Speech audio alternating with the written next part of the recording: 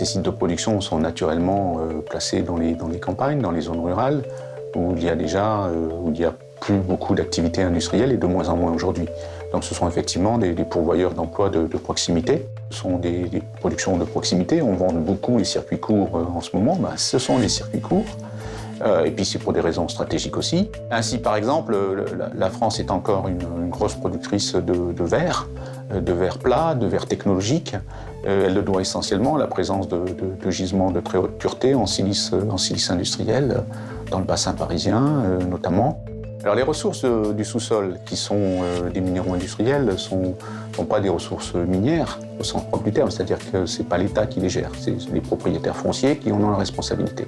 Le propriétaire a le droit de faire ce qu'il veut de son sol, enfin dans les limites de la législation bien sûr, mais pourrait par exemple sur un gisement de silice industriel considérer qu'il va créer des logements ou autre, et ensuite le gisement n'est plus d'accès. Donc on doit mettre en place une politique de protection de ces ressources en vue d'une exploitation future. Et ça, c'est le rôle des schémas régionaux des carrières.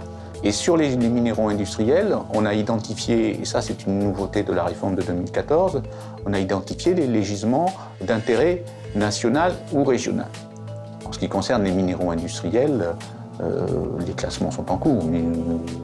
Les argiles, la silice industrielle, les feldspaths sont des matériaux incontestablement d'intérêt national compte tenu de la valeur ajoutée qu'ils apportent au territoire et à l'économie nationale. Et donc cette caractéristique permettra de protéger ces gisements d'usage qui empêcheraient leur exploitation future.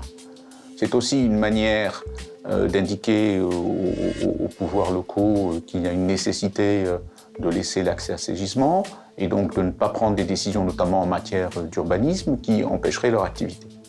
Ça ne veut pas dire, bien entendu, que ces gisements, on va tous les exploiter n'importe comment pour aller uniquement chercher la ressource. On reste toujours très cadré par le Code de l'environnement et la législation européenne qui vise à éviter à limiter l'empreinte écologique de ces activités. Et dans ce cadre-là, bien entendu, ces activités sont soumises à des évaluations environnementales, à des études d'impact, avec des obligations de remise en état. Et le schéma régional des carrières, finalement, organise tout ça à l'échelle d'un territoire.